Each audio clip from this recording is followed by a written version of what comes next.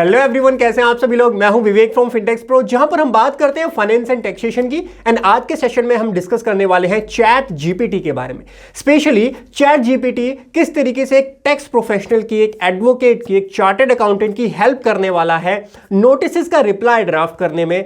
इस पॉइंट पर आज का हमारा सेशन रहने वाला है। चलिए विदाउट एनी फर्दर डू सीधा स्क्रीन पर चलते हैं, स्टार्ट करते हैं आज के सेशन को, समझते हैं चैट जीपीटी का पूरा कंसेप्ट। सो गाइस, सबसे पहले बिफोर स्टार्टिंग नोटिस का रिप्लाई हम सीखेंगे। 3 असाइनमेंट्स आपके साथ में डिस्कस करने वाला हूं, but before going into that सबसे पहले समझ लेते हैं what is this chat GPT. So chat GPT basically एक AI बेस्ड सॉफ्टवेयर है। आर्टिफिशियल इंटेलिजेंस की हेल्प से ये आपको रिप्लाई ड्राफ्ट करके देता है। कोई भी आप क्वेश्चन इससे पूछेंगे, आपको उसका आंसर जो है रिप्लाई यहां से मिलता है चैट जीपीटी से। और इसके अंदर आज हम समझने वाले हैं कि अगर आप एक चार्टर्ड अकाउंटेंट हैं, टैक्स प्रोफेशनल हैं, एडवोकेट हैं, किस तरीके से आपकी हेल्प करेगा ये। तो मार्केट में चर्चा ये भी है कि क्या ये रिप्लेस कर सकता है ह्यूमन को, क्या हमारे काम को बिल्कुल ही एलिमिनेट कर सकता है। तो वो तो पॉसिबल नहीं है, बट डेफिनेटली कोई भी टेक्नोलॉजी है, आर्टिफिशियल इंटेलिजेंस है, तो आपकी हेल्प जरूर करेगा, आपके काम को ईजी बनाने में जरूर हेल्प करेगा। जब 90s में कंप्यूटर आया था तब भी ये बोला गया था क्या वर्कफोर्स रिड्यूस हो जाएगी, सारी मशीनें आ जाएंगी तो काम नहीं रहेगा हमारे पास करने के लिए। बट ऐसा कुछ भी नहीं है।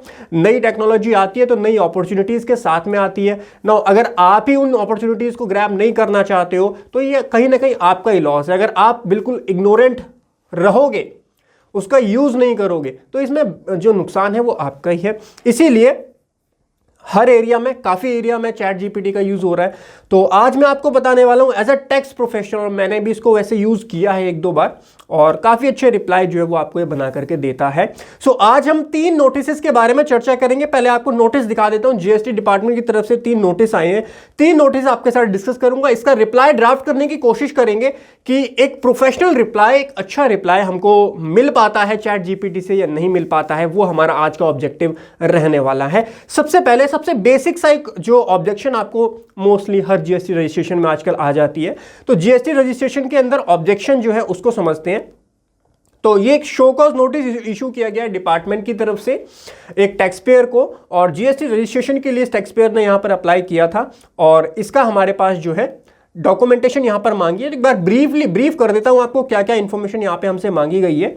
सो यहां पर अगर आप इंफॉर्मेशन चेक करेंगे, सो पार्टनर और प्रोमोटर का इन्होंने मांगा है document upload, photograph uploaded is not proper. इसका मतलब ये बोल रहे हैं कि भाई एक नया फोटोग्राफ, अच्छा फोटोग्राफ या फिर उसकी क्वालिटी अच्छी नहीं होगी, तो एक प्रॉपर फोटोग्राफ यहां पर मांगा गया। बेसिक सी डॉक्यूमेंटेशन यहां पर मांगी गई है, और जनरली यही ऑब्जेक्शन आता है जब आपका रजिस्ट्रेशन में आप जाते हैं।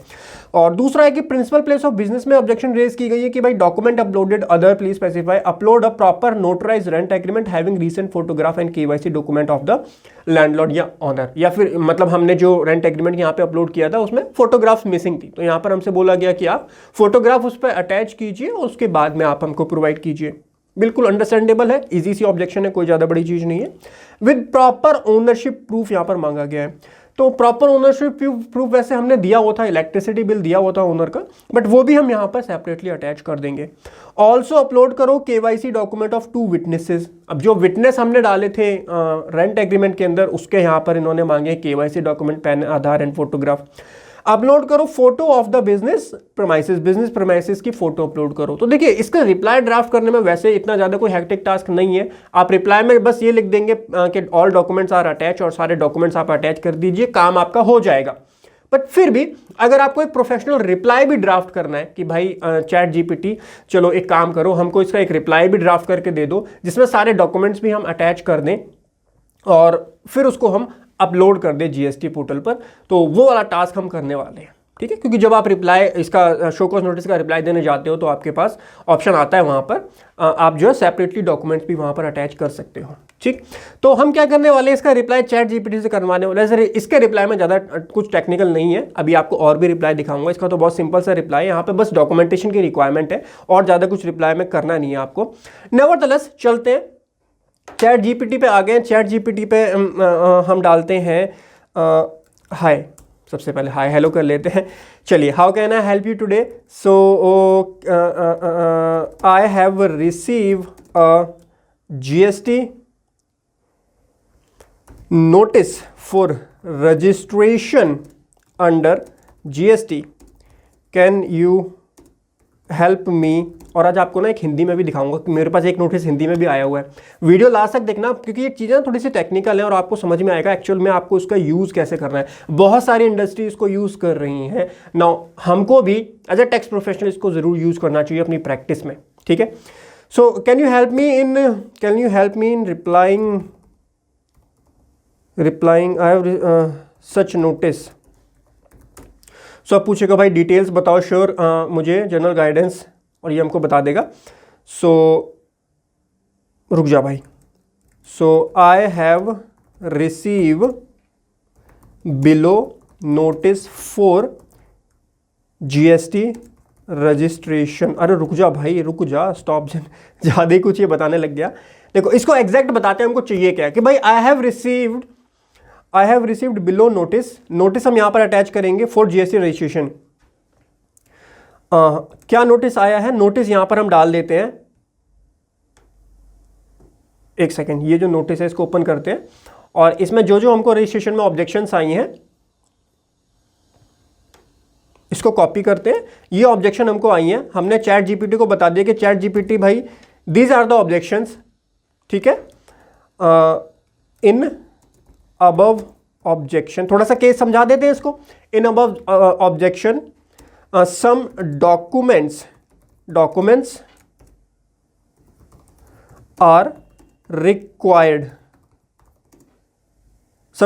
are required, which we have duly arranged or attached. अब इसमें kindly help me to generate a professional reply as per GST provisions, ठीक है भाई। हमने केस बता दिया चैट जीपीटी को कि ये क्वेरी हमारी रेज हुई है, I have receive below notice from GST registration for GST registration, और मैंने ऑब्जेक्शन डॉक्यूमेंट्स हमसे मांगे थे तो डॉक्यूमेंट्स हमने अरेंज कर दिए और इसका रिप्लाई हमको एक प्रोफेशनल सा रिप्लाई बना के दे दो। एंटर करते हैं, देखते हैं किस तरीके के रिप्लाई हमको यहाँ पर बना करके देता है ये, और क्या वो एक एप्रोप्रिएट रिप्लाई होगा नहीं होगा। और जीएसटी प्रोविजन भी मैंने वहां मेंशन किए, तो क्या कोई प्रोविजन की डिटेल यहां पर ये देगा या नहीं देगा, सारी चीजें एक बार चेक करेंगे। रूल 9 के अंदर वैसे हमको जो है डॉक्यूमेंट ये सारा प्रोसीजर किया जाता है, जो शो कॉज नोटिस इशू करना और उसका रिप्लाई करना। चलिए, तो ये इसने रिप्लाई ड्राफ्ट किया। यहाँ पे आप अपना नेम, बिजनेस नेम डालेंगे, योर जीएसटी रजिस्ट्रेशन नंबर डालेंगे और टू जीएसटी अथॉरिटी और उनका एड्रेस यहाँ पर आपको डालना है। सब्जेक्ट में डालना है reply to GST notice for registration और उसके बाद अपना जीएसटी रजिस्ट्रेशन नंबर। अब ये चीज़ यहाँ पर गलत है, देखो इसको एग्जैक्टली कॉपी पेस्ट मत कर देना, इसको एक बार पढ़ लेना। रजिस्ट्रेशन नंबर कहाँ से, रजिस्ट्रेशन नंबर तो है ही नहीं, टेम्पररी रेफरेंस नंबर या टीआरएन नंबर या फिर जो नोटिस का नंबर होता है वो आप यहाँ पर मैंशन कर सकते हैं। उसके बाद डियर सर लिख सकते हैं, I on behalf of organisation I am writing in respond to GST notice for registration dated regarding the objection raise in relation to the document upload for promoter partner principal place of supply. तो promoter और document uploaded photo, और यहाँ पर we acknowledge the objection raise regarding the photo uploaded for the promoter partner, we apologise for the oversight and have re uploaded the correct and proper photograph as per the requirement of GST provisions. बिल्कुल perfect reply है, ठीक है। Second है principal place of supply documents की कुछ यहाँ बात थी। We understand that the notarise rent agreement photograph and KYC document of landlord owner with proper ownership proof as well as the KYC document of two witness for our principal place of business were not uploaded correctly. अब ये बात लिखने की जरूरत थी नहीं वैसे, क्योंकि वो चीज़ अपलोड की ही नहीं थी, तो थोड़ा सा यहाँ पे हमको मॉडिफाई करना पड़ेगा। We apologise for any inconvenience cause and have re uploaded the document as per the requirement of GST provision. The uploaded document included notarized rent agreement with recent photograph and KYC document of landlord owner as well as KYC document of two witness in compliance in the GST rules. We request the authority to kindly review the uploaded document and update our registration accordingly. यहाँ पे photograph का इन्होंने जिक्र नहीं किया, photograph भी हमसे मांगी थी, प्रोमाइसेस की फोटोग्राफ, तो वो यहाँ पर इन्होंने नहीं है, वो हमको सेपरेटली मेंशन करनी पड़ेगी। Thank you for your attention to this matter. We assure you of our full cooperation and compliance with the GST provision. Sincerely. ये नोट डालने की जरूरत नहीं है, please ensure to attach the correct and updated document as per the requirement. और ये document जो attach करने हैं वो तो हम रिप्लाई के टाइम पे अटैच कर देंगे सारे डॉक्यूमेंट। अब इस रिप्लाई को कितना हम यूज कर सकते हैं, मैं बोलूं तो 80% इसकी ड्राफ्टिंग ठीक है, 20% मुझको जो इशू लगे मैं आपको बता देता हूं। आप रीजनरेट भी कर सकते हैं रिस्पॉन्स, बट 19-20 ही रहता है थोड़ा बहुत। तो एक तो यहां पर आपको अपना टीआरएन नंबर, एआरएन नंबर या फिर जो आपका ये नोटिस नंबर होता है वो यहाँ पर मेंशन करना पड़ेगा। दूसरी चीज जो प्रीमाइसेस की फोटोग्राफ थी उसके बारे में यहाँ पर इसने कुछ नहीं बोला है। एक इसने लाइन यहाँ पर मेंशन की है कि 4 our principal place of supply were not uploaded correctly, तो बेसिकली वो अपलोड हुए ही नहीं थे, तो ये यहाँ पर थोड़ा सा हमको चेंज करना पड़ेगा। तो 80% जो है यहाँ पर बिल्कुल परफेक्टली और प्रोफेशनल रिप्लाई यहाँ पर ड्राफ्ट करके इसने दिया है। इसको हम डेफिनेटली यूज कर सकते हैं रिप्लाई ड्राफ्ट करने के लिए। बेसिक सा रिप्लाई था, मुझे ठीक लगा। 80% तक इसने काम हमारा करके दे दिया, 20% हम मैन्युअली करेंगे। देखिए 100% आप इस पर रिलाई वैसे भी नहीं कर सकते हो, आपको अपना भी यहाँ पर थोड़ा लॉजिक्स इफ एंड बट्स लगाने पड़ेंगे। ठीक है जी, आपको दोबारा जनरेट करना है, you can also regenerate the response. तो दोबारा से डियर सब्जेक्ट, देखिए ये आपको एक दूसरा पर्सपेक्टिव मिल जाएगा। अगर आपको वो पसंद नहीं आता तो ये आपको मिल जाएगा कि मतलब एक दूसरा रिप्लाई तरीके का रिप्लाई आपको यहाँ मिल जाएगा। We would like to submit our response to the notice received regarding the registration under CGST with reference to objection raise. We have duly reviewed the objections and have provided the necessary documents as per the required mention in the notice.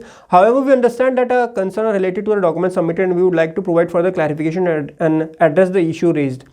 The notice state that the photo uploaded is not proper. We would like to clarify that the photo uploaded by us is in compliance with the guidelines provided by GST authority. We have ensured that the photo meet the specified mention in GST guideline including। अच्छा, यहाँ पर इसने बोला है कि photo जो मैंने upload की है वो सही। देखिए फोटो का क्या होता है, कभी कभी उसका रिजोल्यूशन क्लियर नहीं आता, इसीलिए मांगा जाता है, दोबारा से हम उसको अपलोड कर सकते हैं। तो इसको चेंज कर मतलब चेंज करके कि हमने we have uploaded the new photograph, तो वो यहाँ पर ज़्यादा बेटर रहेगा। नेवरदलेस आपकी कॉल है, देखो आपको कौन सा रिप्लाई, कौन सा पॉइंट जो है पिक करना है, कौन सा पॉइंट आपको ड्रॉप करना है, क्या मॉडिफिकेशन करनी है, आपको अपना इफ एंड बट लगाना ही पड़ेगा। ये पूरा रिप्लाई जो है आर्टिफिशियल इंटेलिजेंस ने आपको करके दे दिया। मतलब फिर भी आप बोल सकते हो आपका 50% काम तो डन हो चुका है। इंग्लिश में कोई गलती नहीं होगी, ग्रामेटिकल कोई मिस्टेक नहीं होगी, वो सारी चीज़ें भी आपकी ठीक हो जाएंगी यहाँ से। उसके बाद इसने डॉक्यूमेंट्स का दिया है प्रिंसिपल प्लेस ऑफ बिजनेस का। The notice states that the photo of business premises need to be uploaded. We have carefully uploaded the photo of our business premises per the specification mention. ठीक है, KYC, we have also provided the necessary ownership proof available document. We assure you too we have taken all necessary steps to comply with the GST registration requirement and have provided all the relevant documents as per the guidelines. We request you to kindly review our submission and update our GST registration status accordingly. If there are any further clarification required, ये लिखने की जरूरत नहीं होती है क्योंकि उसके बाद क्लैरिफिकेशन नहीं होता है, उसके बाद तो सीधा रिजेक्ट हो जाती है आपकी एप्लीकेशन, फिर आपको नई एप्लीकेशन मूव करनी होती है। ये आपकी डिटेल्स आ गई।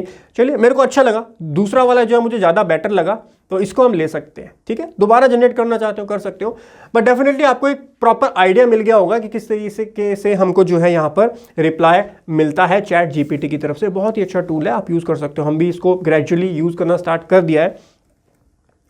देखो कुछ भी नहीं तो एटलीस्ट ये तो है कि जो भी आप सेंटेंस आपका बनेगा, जो भी आपका पैराग्राफ बनेगा, उसमें आपको थोड़ा बहुत ही तो चेंज करना है ना। ग्रामेटिकल मिस्टेक्स जो है वो आपकी नहीं होगी, एक प्रॉपर प्रोफेशनल रिप्लाई आपका वहाँ पर ड्राफ्ट होकर के आ जाएगा। ठीक है, पहला नोटिस हम समझ गए, पहला GST रजिस्ट्रेशन का नॉर्मल सी ऑब्जेक्शन थी उसको हम समझ गए।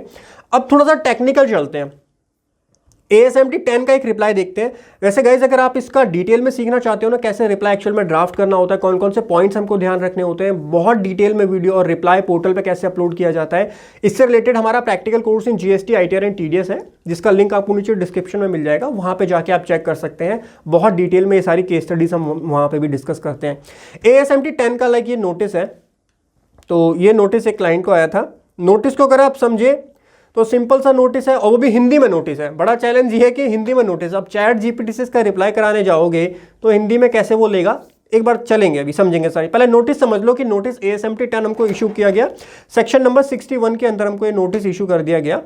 और यहाँ पे बोला है कि भाई आपके 3B के अंदर जो आपकी आउटवर्ड सप्लाई है वो कितनी है, 18.42 लाख है, और जबकि आपका जो TDS कटा है वो 30.07 लाख पे AY 21-22 से रिलेटेड यहाँ पर नोटिस आया है। मतलब जो TDS के अंदर जो TDS या TCS कलेक्ट किया है, ये एक ऑनलाइन सेलर है, तो ऑनलाइन सेलर के केस में जो आपका ई-कॉमर्स ऑपरेटर होता है उसको अपनी TCS रिटर्न फाइल करनी होती है, TCS कलेक्ट करना होता है। GST का TCS की बात मैं कर रहा हूँ, तो उसमें जो उसने रिपोर्ट किया वो 30 लाख किया, 30.07, और हमने अपनी बुक्स में हमने जो GSTR 1 और 3B फाइल की 18.42 लाख दिखाया। डिफरेंस जो भी है 12.2 लाख। यहाँ पे हमसे बोला गया कि इसके उसका आप रीजन बताइए कि क्यों है ये कम, डिफरेंस क्यों आ रहा है, और अगर आपका टैक्स बनता है तो इस पर टैक्स दीजिए, और अदरवाइज हम जो है जो भी है आपकी डिमांड यहाँ पर निकालेंगे। ASMT 10 स्क्रूटनी का नोटिस यहाँ पर भेजा गया है एक टैक्स पेयर को। अब सबसे पहले चलते हैं चैट जीपीटी पे इसका रिप्लाई ड्राफ्ट करते हैं। रिप्लाई इसका हमने क्या ड्राफ्ट किया मैं आपको बता देता हूं। यहां पर मिस्टेक हुई थी, गलती हुई थी। गलती की वजह से यहां पर हुआ क्या कि हमने अपनी बुक्स में हमारे टीसीएस में हमारी जो एक्चुअल सेल थी वो 30.07 लाख थी और 18.42 लाख की हमने जो है सेल कम रिपोर्ट की थी, अंडर रिपोर्ट की थी। बट उसका हमने करेक्टली इसका DRC 03 अब जो है वो फाइल कर दिया है। सिनेरियो समझ में आ गया। जो भी बैलेंस था 12 लाख का तो बेसिकली टैक्सेबल वैल्यू थी, उसके ऊपर जितना भी GST था वो हमने करेक्टली पे कर दिया है थ्रू DRC 03 सेक्शन नंबर 73 के अंदर हमने उसकी पेमेंट कर दी है। परफेक्ट, ये सिनेरियो है, समझ में आ गया। रिप्लाई की आपको आउटलाइन समझ में आई। रिप्लाई हमको ड्राफ्ट क्या करना है इसका। अब चलते हैं चैट जीपीटी पर। तो सबसे पहले एक न्यू चैट जीपीटी यहाँ पर ओपन करते हैं। तो इससे पूछते हैं hey can you understand Hindi. पूछ लेते हैं भाई हिंदी में है हमारा नोटिस, क्या आप समझ पाओगे हिंदी को? ज्यादा टाइम लगा रहा है भाई। यस, चलो please feel free to ask the instruction, I will do my best to assist you. चलिए भाई, तो हिंदी में राजी तो हो गया। ASMT 10 ये रहा। तो एक बार क्या करते हैं,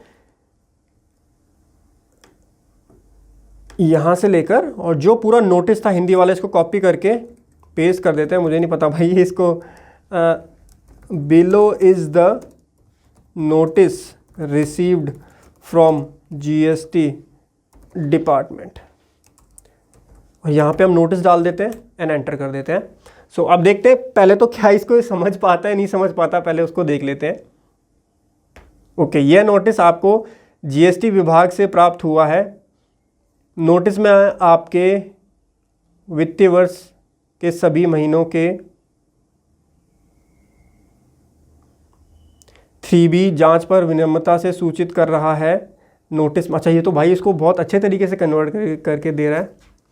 देखो इसमें भी आप देखोगे तो कॉपी पेस्ट में अच्छे से हुआ नहीं है, कुछ मतलब टेक्स्ट का फॉन्ट का इशू आता है जिसकी वजह से अच्छे से हो नहीं पाया। नोटिस समझ गया, नोटिस क्लियर करो। नोटिस क्या है कि 3B में वैल्यू हमारी 18.42 है और जो TDS रिटर्न फाइल की है ई-कॉमर्स ऑपरेटर ने उसके थ्रू हमारी 30 लाख की वैल्यू यहाँ पर आ रही है। ये नोटिस है। देखते हैं हिंदी में इसने जो कन्वर्ट किया वो क्या कन्वर्ट करके दे रहा है। यह नोटिस आपको GST विभाग से प्राप्त हुआ है। नोटिस में आपको आपके वित्तीय वर्ष 21-22 के सभी महीनों के दिखाई दिए जा रहे GSTR 3B के जांच पर विनम्रता से सूचित कर रहा है। नोटिस में दिए गए तथ्यों के आधार पर आपके द्वारा दाखिल की गई GSTR 3B में कुल आउटवर्ड जो सप्लाई है ये लाखों में सारी 18.42 करोड़ रुपए, करोड़ नहीं है भाई ये गलत कर दिया इसने 18.42 करोड़ नहीं है, 18.42 लाख है। और जबकि आपकी समस्त माहों में विभिन्न TDS कटौती कितनी है 13.07 लाख है, करोड़ नहीं है। इसलिए आपके द्वारा दी गई भारी आपूर्ति के आधार पर आपको TDS कटौती की गई है। आपके परिणाम स्वरूप सभी मान लाखों में आपके GSTR 3B में दर्ज गलती नहीं हुई है। इसलिए कृपा कर उक्त भुगतान से संबंधित बकाया राशि को कर देता निर्धारित मांग पत्र निकाल दी जाएगी, डिमांड आपकी निकाल दी जाएगी। इसलिए आपको 30 दिन के भीतर संबंध में स्पष्ट please convert above in English, मतलब हिंदी में थोड़ा सा डिफिकल्ट हो रहा है, देखते हैं। हाँ अब ठीक है। As per information available on department 18.4, English में इसने सही कन्वर्ट कर दिया भाई, इंग्लिश में इसने सही कन्वर्ट किया। देखो 18.42 लाख लिखा हुआ है 13.07 लाख, तो मतलब भाई इंग्लिश में तो कन्वर्ट हो गया है। अब करते हैं hey I have receive below notice from GST department. इसको कॉपी करते क्योंकि अभी इंग्लिश में हो गया ना। अब ये प्रॉपर एक बार चीजें चेक कर लो, therefore you go to clarify. ठीक है,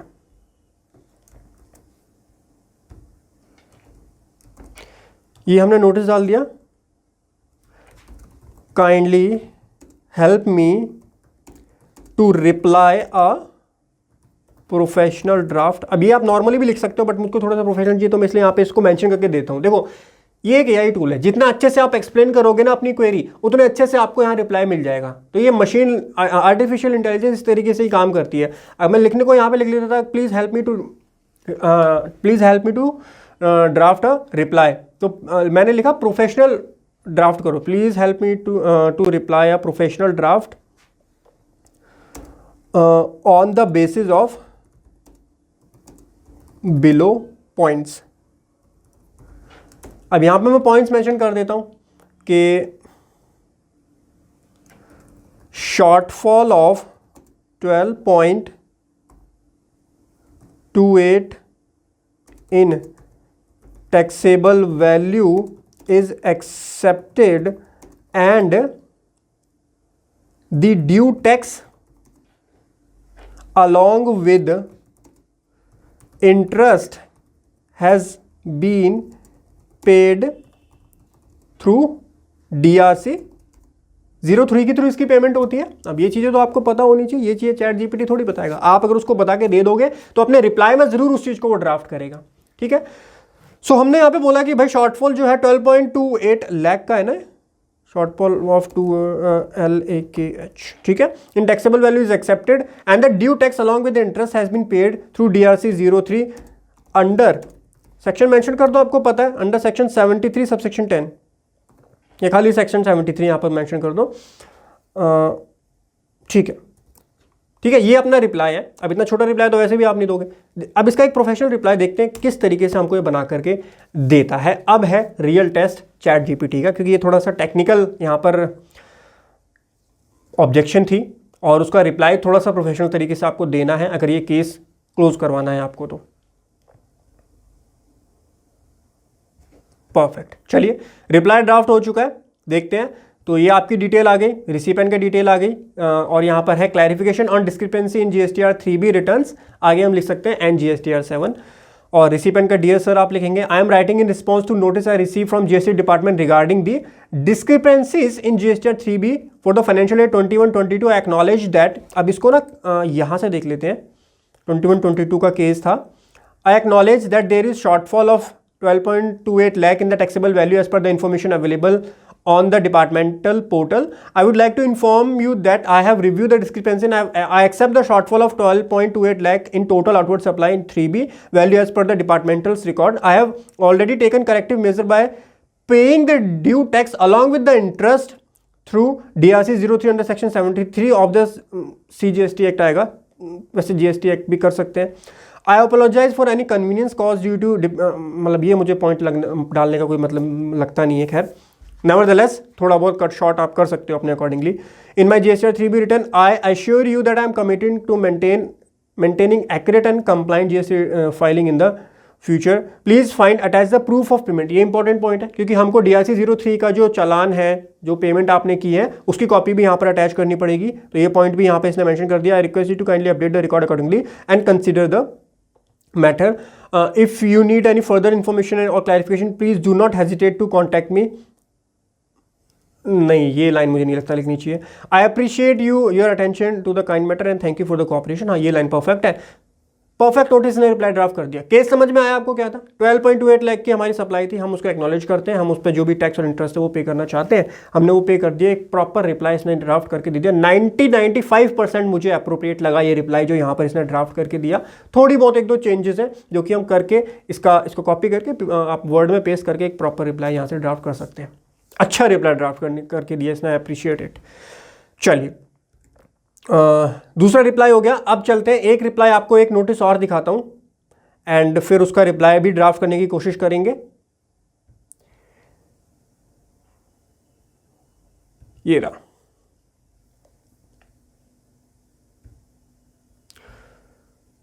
तो यहां पर भी सेम है, यहां पर भी सेम है।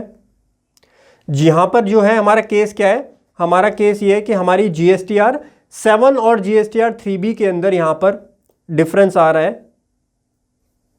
सेम सिनेरियो है, मैं समझ गया, ये भी सेम सिनेरियो है, उसी टाइप का हमको यहां पर मिसमैच है GSTR 3B और GSTR 7 के अंदर। GSTR 7 के अंदर जो पार्टी है उसने क्या किया है, रिपोर्ट किया हमारी टर्नओवर, वो टर्नओवर एक्सीड कर रही है, ज़्यादा है, और हमने 3B में जो है उसको कम रिपोर्ट किया है। तो इस सिनेरियो में भी हम उसको देखिए, अब ये डिपेंड करता है आपके ऊपर, आपके क्लाइंट के ऊपर कि आप क्या आपका कोर्स ऑफ एक्शन रहना चाहिए। हो सकता है कि ई कॉमर्स ऑपरेटर ने गलत तरीके से उसको रिपोर्ट किया हो और आपने जो रिपोर्ट किया वो ठीक किया हो, तो चलिए वो वाला एग्जांपल यहाँ पर करके एक बार ट्राई कर लेते हैं। लास्ट में हमने लास्ट वाले जो रिप्लाई था उसमें हमने ये समझा कि हम जब एक्सेप्ट कर रहे हैं, जब हम एक्नॉलेज कर रहे हैं उसको डिमांड को और उसकी पेमेंट कर रहे हैं इंटरेस्ट के साथ में, इसका रिप्लाई हम इस तरीके से ड्राफ्ट करेंगे कि भाई we are not acknowledging, we are not accepting this difference. जो डिफरेंस आ रहा है this is due to wrong reporting of by the e commerce operator और या फिर गवर्नमेंट, GSTR 7 जिसने भी फाइल की है तो उसने जो है रॉन्ग रिपोर्ट की है। तो चलिए GSTR 7 गवर्नमेंट को, मतलब जो गवर्नमेंट एंटिटीज होती है, जब आप उनको सर्विस देते हैं या गुड्स सप्लाई करते हैं तो उनको TDS काटना होता है GST के अंदर एंड GSTR 7 फाइल करनी होती है। तो यहाँ पर उनके डेटा में कुछ एरर है, उन्होंने गलत यहाँ पर डिटेल्स फाइल की है और जो भी डिटेल आ रही है एक बार समझ लेते हैं कि क्या है। Financial year 22-23 and taxable turnover declare by the deductor in GSTR 7 are as follows. Taxable supply in GSTR 3B कितनी है 674,851.97। Taxable turnover declare in GSTR 7 में कितनी है 1,837,362। ओके, एंड डिफरेंस सप्लाई कितना आ रहा है 11,62,510। तो 11,62,000 का हमारा डिफरेंस आ रहा है। हमने अपनी बुक्स में 6,71,000 दिखाया है। इसको थोड़ा सा ठीक कर लें एक बार, इसको वर्ड में ले जाके थोड़ा सा पहले इसको ठीक कर लेते हैं, क्योंकि देखो जितना अच्छे तरीके से आप AI को बताओगे उतना अच्छे तरीके से वो एनालाइज करेगा और आपको रिजल्ट ला करके देगा। अब यहाँ पे जो मुझे डिफरेंस लगता है, जो दिक्कत लगती है वो क्या लग रही है कि ये जो चीज़ें हैं ना, इसको अगर मैं इसके साथ लिख दूँ, लाइक ये जो डिफरेंस है, ये डिफरेंस है हमारा GSTR 3B की वैल्यू ये है, ठीक है, और डिफरेंस ऑफ सप्लाई ये हमारी GSTR 7 की है, तो इसको हम यहाँ मेंशन कर देते हैं। एंड लास्टली जो डिफरेंस आ रहा है हमारा वो हम यहां पे मेंशन कर देते हैं, ठीक है, परफेक्ट। नॉन कंप्लाइंस आपका, अब ये तो नॉन कंप्लाइंस वाला पार्ट है, वो रखने की जरूरत नहीं है, नीचे इन्होंने बताया क्या क्या काम आपको करना है। मेन हमारी ऑब्जेक्शन ये है, जो डिपार्टमेंट ने यहां पर हमको नोटिस भेजा है, सिंपल नोटिस है। नोटिस ये है कि भाई GSTR 3B में 6,74,000 की आपने सप्लाई दिखाई है और आपका जो टैक्सेबल टर्नओवर GSTR 7 में है वो है 18,37,000। आपका डिफरेंस आ रहा है 11,62,510 का, ठीक है, सिंपल केस है। अब यहाँ पे हमारा कोर्स ऑफ एक्शन क्या है, क्लाइंट से डिस्कशन किया तो पता चला कि जो GSTR 7 फाइल की है गवर्नमेंट ऑर्गेनाइजेशन ने या PSU ने, जो भी वो ऑर्गेनाइजेशन है जिसके ऊपर GSTR 7 एप्लीकेबल है, उसने वहाँ पर मिस्टेक की है। हमारे पास जो इन्वॉइसिंग हमने की है GSTR 1 में हमने करेक्टली रिपोर्ट किया, GSTR 3B में भी करेक्टली रिपोर्ट किया है, उन्होंने अपने पार्ट पे गलती की है, ठीक है। केस क्लियर हो गया। इसका रिप्लाई अब हमको ड्राफ्ट करना है, एक प्रॉपर रिप्लाई यहाँ पर ड्राफ्ट करना है। चलते हैं चैट GPT की हेल्प लेते हैं, देखते हैं क्या इसका एक अच्छा सा रिप्लाई हमको बना करके दे पाता है या नहीं दे पाता है। I have received GST notice as follows, ठीक है। तो यहां पे हम अपना नोटिस मेंशन करेंगे कि भाई ये सब्जेक्ट लाइन है, यहां तक हमारा, ठीक है। ये हमसे बोला जा रहा है कि आप जो है इसका शॉर्ट पेमेंट का इंटरेस्ट पे करो, ठीक है।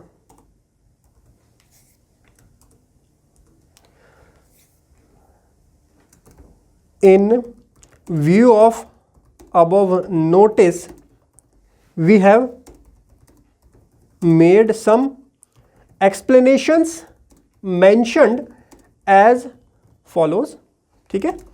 काइंडली, चलो ये लास्ट में लिखेंगे, kindly help me to reply a professional draft. आइए यहाँ पे अब अपने पॉइंट्स हम मेंशन कर देते हैं कि द डिफरेंस, या फिर पहले लिखते हैं actual supply, outward supply by us is only how much 674,674,851.97 which is correctly reported. देखो सब कुछ अगर आप इसके भरोसे छोड़ दोगे कि मेरे को ये डाल के रिप्लाई ड्राफ्ट करके, तो वो नहीं दे पाएगा। आपको एक थोड़ा सा अपना एक ब्रॉड आइडिया देना पड़ेगा कि इस ऑब्जेक्शन में आपका क्या स्टैंड है, आपके क्या पॉइंट्स हैं। 2-3 पॉइंट्स एक्सप्लेन कीजिए जो भी आप उसमें डालना चाहते हो, फिर देखिए क्या कमाल करता है, ठीक है। जितना अच्छे तरीके से इनपुट आप दोगे उतना बेटर आउटपुट आपको यहां से मिलेगा, और ये चीज़ हर चीज़ में अप्लाई होती है, ठीक है। तो actual output supply by us is 67485 which is correctly reported in GSTR 3B, ठीक है। पहला पॉइंट ये हो गया। दूसरा पॉइंट हम देंगे कि taxable turnover reported by deductor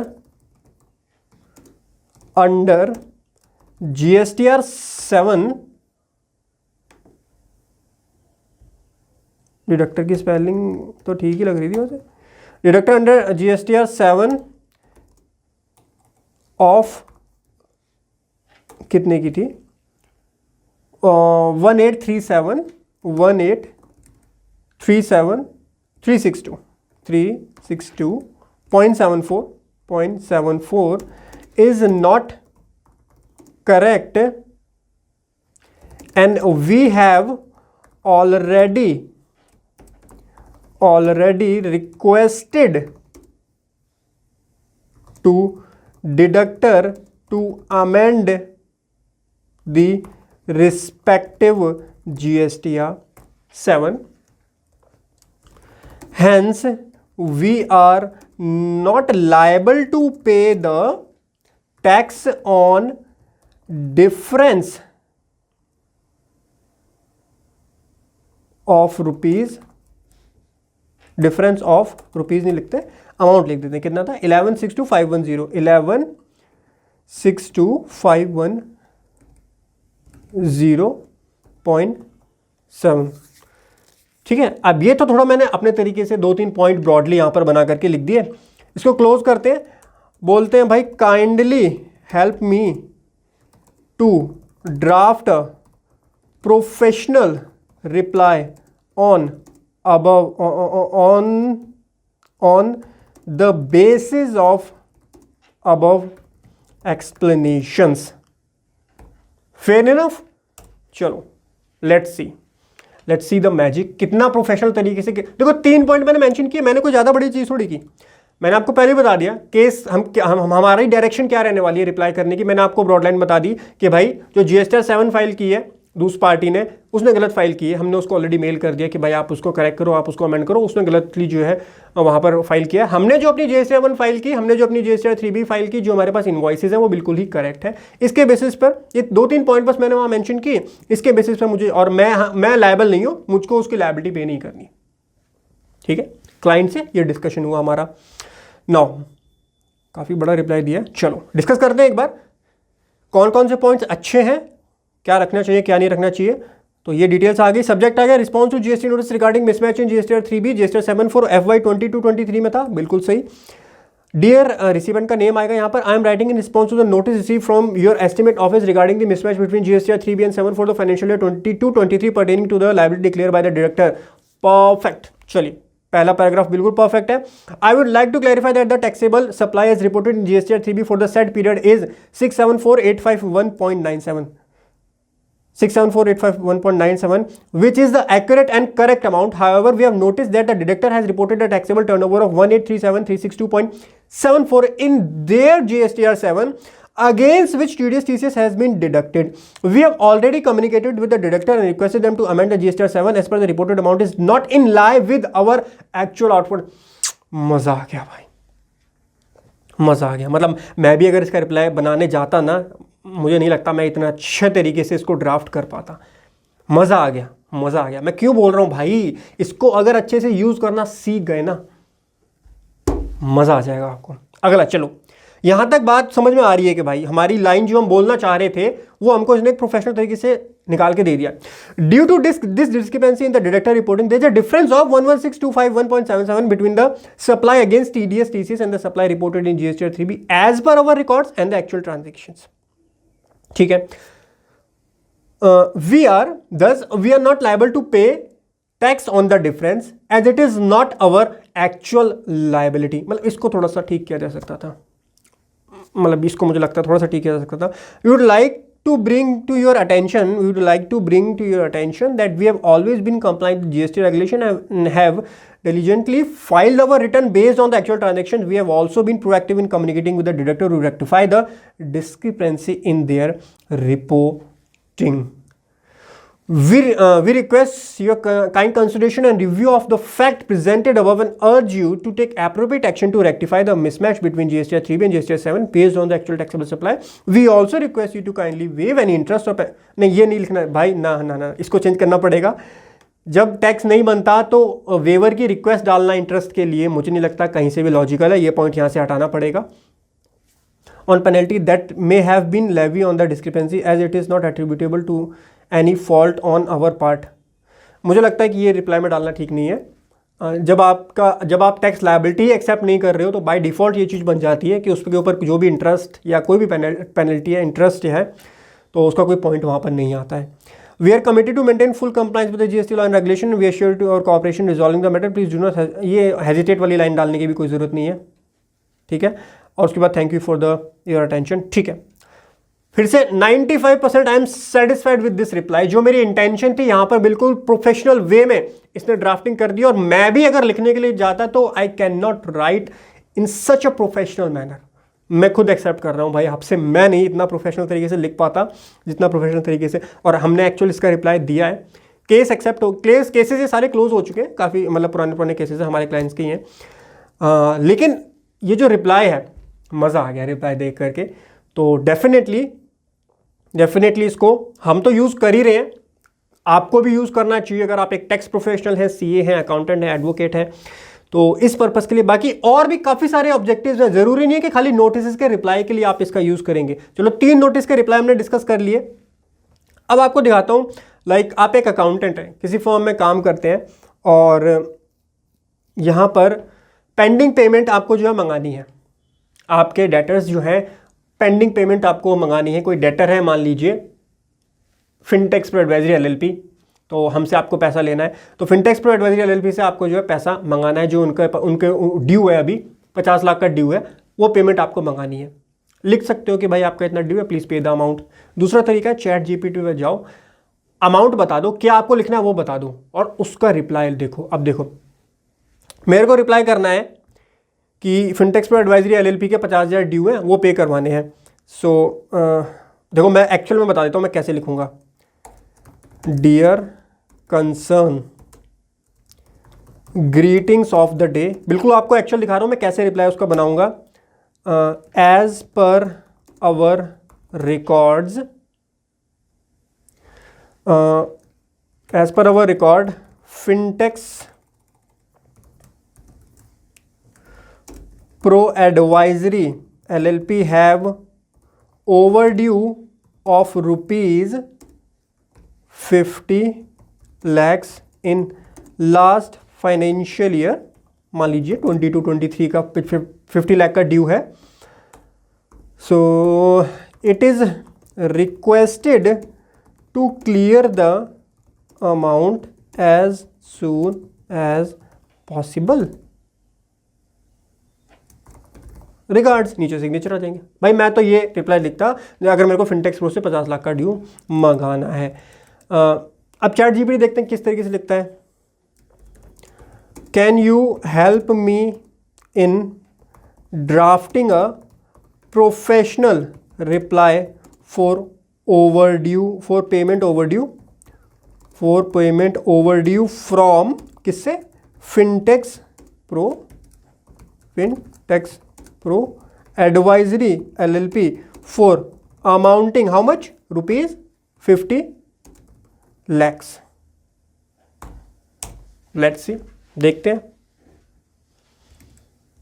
देखो ये मेरा रिप्लाई था, छोटा सा प्यारा सा। देखते हैं भाई मेरे से कितना आगे है, मेरे से पीछे है एआई। अरे भाई ओ हो रुक जा, इतना लंबा, पहली बार इतना लंबा मुझे अप्रोप्रिएट नहीं लगता भाई। 50 लाख की पेमेंट मंगानी है, चलो 50 लाख की अमाउंट ज़्यादा है तो आप कर सकते हो कंसिडर इतना बड़ा रिप्लाई देने के लिए। देखते हैं भाई क्या रिप्लाई दिया। I hope this mail found you well. ये लाइन तो सेम मेरी इस लाइन से भाई मैच कर जाती है। ग्रीटिंग ऑफ द डे, ये आपने ग्रीटिंग्स दी है। और उसके बाद I am writing to bring your attention that we have not yet receive payment from Fintex pro advisory LLP for the outstanding amount of 50 lakh rupees as per the invoice date. और अगर number of invoices हैं तो उसकी detail सबकी आ जाएगी। As per the agreed upon term and condition the payment was due on due date, जो भी due date है वो, and we have not receive the payment despite multiple. अरे भाई रिमाइंडर के लिए मैंने नहीं बोला था, गलत बात है, मैंने रिमाइंडर के लिए बोला था क्या? अच्छा ओवर ड्यू बोला है मैंने कि पेमेंट ओवर ड्यू हो गई है, ठीक है, इसलिए शायद इसने कंसिडर कर लिया। चलो, we understand that unfortunate circumstances may be raises which may cause delay in payment, however it has been इतने नंबर ऑफ डेज हो गए हैं since the payment was due and we have not receive any communication from. ये देखो, ये language जो है ना, देखिए दो तरीके की लैंग्वेज होती है। अब एआई वो को ये समझाना कि आपको अपनी लैंग्वेज पोलाइट रखनी है, थोड़ा सा एग्रेसिव रखनी है, ये थोड़ा सा मुश्किल हो जाता है। मुझे थोड़ी सी एग्रेसिव लैंग्वेज लग रही है इस मेल की, जबकि यहाँ पे देखोगे तो एज सच कुछ एग्रेसिव नहीं है। It is requested to clear the amount as soon as possible लिखा हुआ है, इतना ओवरड्यू वो मैंने वहाँ पर बताया। ये न्यूट्रल है, इसको मैं ये भी बोलूँगा कि ये लैंग्वेज भी पोलाइट है, ना ही ये पोलाइट लैंग्वेज है ना ही ये एग्रेसिव लैंग्वेज है, न्यूट्रल मैंने एक मेल भेजी है और एज सून एज पॉसिबल आप अरेंज करके हमको दे दीजिए, ये बोला हुआ है। अब यहाँ पर मैं नंबर ऑफ डेज गिना रहा हूँ उस पर्सन को, आप समझो ना पॉइंट, नंबर ऑफ डेज गिनवा रहा हूँ कि इतने दिन से पैसा मेरा डिले कर रखा है, हमने अभी तक नहीं है। मैं टर्म एंड कंडीशन बता रहा हूँ उस बंदे को कि as per term and condition upon, इसका मतलब मैं थोड़ा सा यहाँ पर एग्रेसिव हो रहा हूँ, थोड़ा सा एग्रेसिव वे में मेल ये लिख रहा हूँ। तो आपको देखना है, थोड़ी लैंग्वेज अच्छी है, थोड़ी लेंदी भी है। वी वैल्यू अवर बिजनेस, अच्छा यहाँ पे थोड़ा सॉफ्ट हो गया है, we value our business relationship with Fintex advisory LLP and always maintain a professional and mutually benefit association, therefore we kindly request your prompt attention to this matter and expedite the payment of outstanding of 50 lakh रुपये at the earliest. चलिए, अच्छा ये line perfect है, इसको हम ले सकते हैं एज इट इज। ये वाला पैराग्राफ जो ऊपर वाला, इसको मैं स्किप करना चाहूंगा। We remain committed to provide excellent service to our client and timely payment is crucial for us to sustain our operation meet our financial obligation. ये भी मुझे नहीं लगता इतना एक्सप्लेन करने की जरूरत है। We are looking forward to receive the payment and maintaining healthy business relationship with the Fintex advisory LLP. Thank you for your content, ये मेंशन कर सकते हैं लास्ट वाली लाइन, और ये वाला पैराग्राफ यहाँ से उठा सकते हो। और वैसे ठीक है, मेरे वाले से थोड़ा सा बेटर मैं इसको बोलूँगा रिप्लाई को, बट यस आपको अपना थोड़ा सा यहाँ पर अंडरस्टैंडिंग लगानी पड़ेगी कि कौन कौन से पॉइंट्स मुझको लिखने हैं, कौन कौन से पॉइंट्स मुझको यहाँ पर नहीं लिखने, वो सारी चीज़ें यहाँ पर आपको लिखनी पड़ेंगी। अच्छा, एक और यहाँ पर केस स्टडी ले लेते हैं। लेट सपोज, आज का तो पूरा वेबिनार टाइप का हो गया आपका, है आप इतनी सारी चीज़ें सीख रहे हो। देखो, ये आपके ऊपर डिपेंड करता है आप किस तरीके से इसको यूज़ करते हो सकता है आपको ये लगे क्या बकवास है, क्या बकवास है, इसका कोई यूज़ ही नहीं है। दूसरी तरफ आप इसको कितने क्रिएटिव तरीके से यूज़ कर सकते हो, कैसे अपने प्रोफेशन को आगे बढ़ाने के लिए यूज़ कर सकते हो, किस तरीके से क्लाइंट से रिलेशनशिप मैनेज करने के लिए यूज़ कर सकते हो। तो ये आपके क्रिएटिविटी पे भी डिपेंड करता है कि आप किस तरीके से इस एआई टूल को यूज़ करते हो। टूल बहुत अच्छा है, मैं भी काफ़ी टाइम से यूज़ कर रहा हूँ। मैं काफ़ी टाइम से तो क्या, खैर अभी आया कुछ टाइम पहले, मैंने एक वीडियो ऑलरेडी बनाई थी मेरे पर्सनल चैनल पर, शिवा अवस्थी वाले पे, स्किल विद शिवा अवस्थी पे। तो उसके बाद भी मैंने काफ़ी बार इसको यूज़ किया और आज आपके लिए भी यूज़ कर रहा हूँ, तो काफ़ी अच्छे मेरे को रिजल्ट यहाँ पर मिल रहे हैं। एक और रिप्लाई बनाते हैं, इन्वेस्टमेंट डॉक्यूमेंट चाहिए हमको भाई अपने एम्प्लॉय से, ठीक है। चलो ठीक है, एक सर्कुलर आया था, इस सर्कुलर से रिलेटेड आपको दिखा देता हूँ। सर्कुलर नंबर 4/2023, इससे रिलेटेड मैंने वीडियो भी बनाई थी वैसे अभी। देखिए सर्कुलर में क्या बोला था, सीबीडीटी ने बोला कि भाई आपको एम्प्लॉय से पूछना है कि एम्प्लॉय ओल्ड रिजीम में जाना चाहता है या न्यू रिजीम में जाना चाहता है। अप्रैल में ही आप जो है एम्प्लॉय से पूछ लीजिए, तो उससे रिलेटेड आपको मेल ड्राफ्ट करनी है। तो सिंपल मेल आप ये लिखोगे, please as a employ kindly बता दीजिए कि whether you want to go into the new scheme और ओल्ड स्कीम। देखते हैं चैट जीपीटी से इसका एक ईमेल बनाने का ट्राई करते हैं। Please draft an email for employ,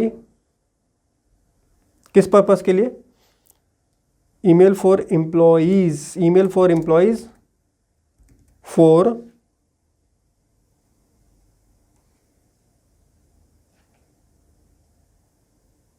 email for employees as follows, ठीक है। अब कुछ पॉइंट मैं बता देता हूं। As per the recent notification by CBDT via circular number 4/2023, employer have to ask the employees about the tax regime, about the tax regime, that is old tax regime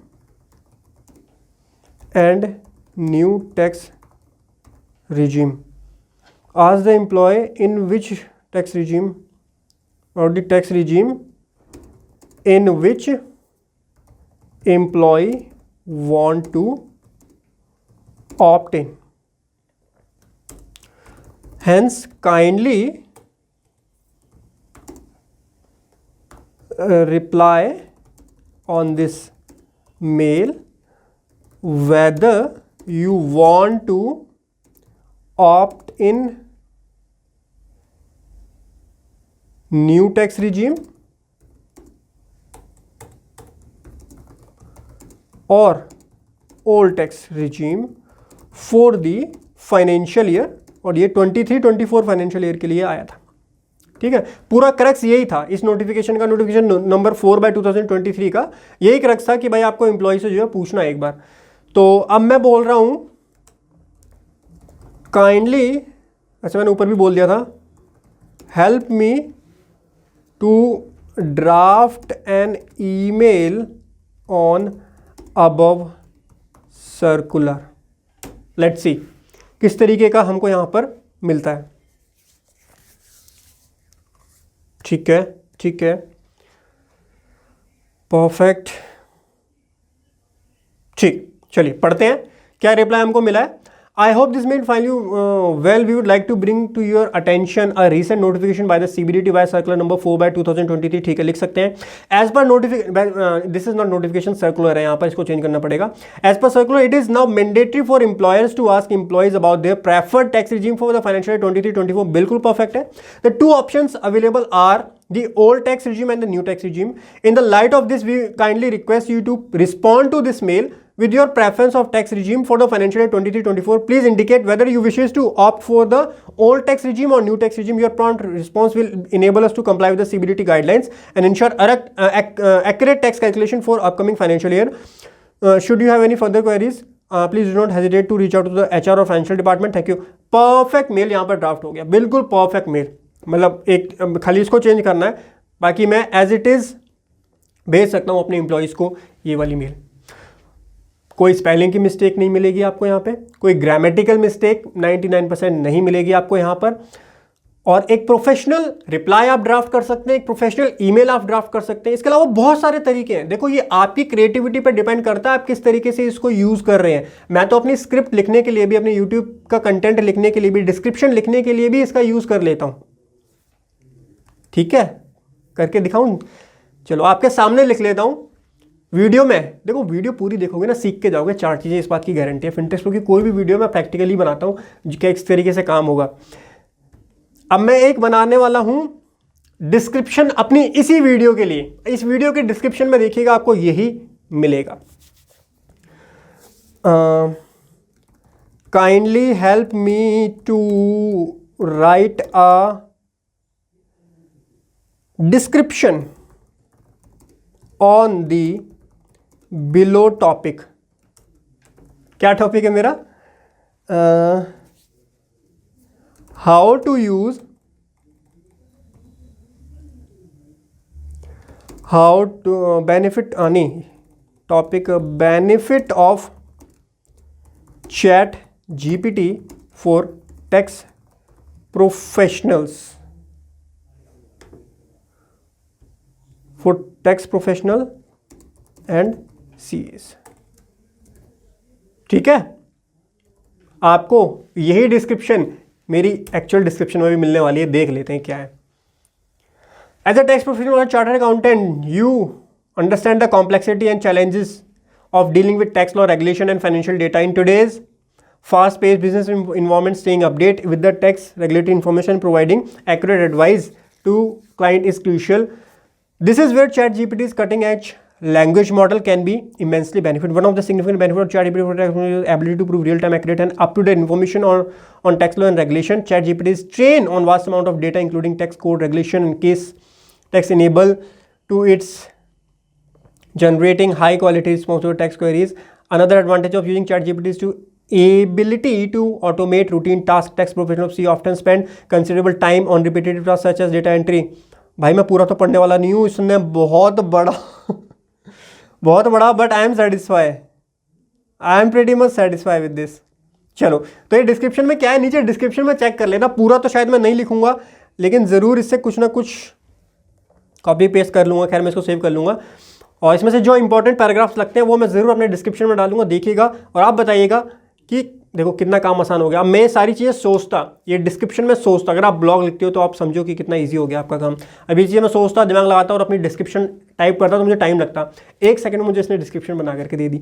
तो ultimately it is depend upon you कि कितनी creative तरीके से आप chat GPT को use करने वाले हो। बट एक चीज़ मैं डेफिनेटली बोलना चाहूँगा कि फर्स्ट ऑफ ऑल ऐसा नहीं है कि चैट जीपीटी या कोई भी एआई सॉफ्टवेयर ह्यूमंस की कैपेबिलिटी को कहीं से भी 1% भी जो है उसको कंपेयर करना चाहिए, या फिर जो ये क्वेश्चन आता है कि क्या हमारे जो वर्कफोर्स है उस पर कोई फ़र्क पड़ेगा, बिल्कुल फ़र्क नहीं पड़ने वाला। इवन जो हमारी वर्कफोर्स काम कर रही है उसके लिए ये इजी होने वाला है, उसके लिए बहुत इजीली वो काम कर पाएंगे और वो अपना दिमाग क्रिएटिविटी में ज़्यादा लगा पाएंगे, instead of doing this copy paste task. और इसमें दिमाग लगाने की जगह कि क्या मुझको सर्च करना चाहिए, किस तरीके से उसको प्रोफेशनली लिखने की जगह अपना दिमाग क्रिएटिव चीज़ों में ज़्यादा लगा पाएंगे। मैं उस पॉइंट ऑफ व्यू से इसको देखता हूँ। मुझे नहीं लगता कहीं से भी ये ह्यूमन को एलिमिनेट करने वाला है, मतलब ह्यूमन के काम को ये एलिमिनेट करेगा या फिर उसको कहीं से भी कंपटीशन देने वाला है। ये एक बहुत ही अच्छा टूल है, ज़रूर इसको यूज़ कीजिए अपनी प्रैक्टिस में। वीडियो थोड़ी सी लंबी हो गई, उसके लिए आई एम रियली सॉरी। मैंने सोचा था 5-10 मिनट की वीडियो में कर देंगे कवर, पर चीज़ें इतनी सारी आ गई। अभी भी मुझको अगर आप दें, अलाउ करें 10-15 मिनट, तो मैं आपको 2-4 टॉपिक और इसमें ऐड करके दिखा सकता हूँ। बट नेवरदलेस ज़्यादा लंबा नहीं करूँगा वीडियो को। अगर आपने लास्ट तक वीडियो देखी है, आई कैन डेफिनेटली से वन थिंग, क्योंकि मुझे पता है इतनी लंबी वीडियो कोई नहीं देखता लास्ट तक। अगर आप यहाँ तक भी रुके हो ना, 54 अराउंड 50 मिनट के आसपास हो चुके हैं। 3 केस स्टडीज़ मैंने आपके साथ डिस्कस की, उसका रिप्लाई आपने देखा। 4-5 केस स्टडीज़ मैंने और डिस्कस की, और आप अपना दिमाग लगा के भी चैट जीपीटी को इफेक्टिवली यूज कर सकते हो। जरूर यूज करो। अगर आप एक प्रैक्टिशनर हो तो अपनी प्रैक्टिस में यूज करो, अगर आप कहीं जॉब करते हो तो अपने जॉब में उसको यूज करो। हर जगह पे काम आएगा भाई ये, डेफिनेटली आप ये चीज लिख करके ले लो। जब इंटरनेट आया था उसने रिवॉल्यूशन किया था। This is one of the revolution. Computer ने रिवॉल्यूशन किया, इंटरनेट ने रिवॉल्यूशन किया, और ये जो एआई है, this is going to be revolution, mark my words. जरूर इस पर काम कीजिए अगर नहीं कर रहे हैं तो। Thank you so much for joining today session. Have a great time. हंसते रहिए, मुस्कुराते रहिए। और हाँ, अगर जीएसटी इनकम टैक्स टीडीएस से जो रिप्लाई कैसे लॉ का थोड़ा पॉइंट ऑफ व्यू और प्रोस्पेक्टिव सीखना चाहते हो, उसके लिए आप हमारे practical course in GST ITAR and TDS को चेक कर सकते हो। आशा करता हूँ वीडियो पसंद आई होगी। चैनल जरूर सब्सक्राइब कीजिए। Thank you so much. Have a great time. Bye bye, take care.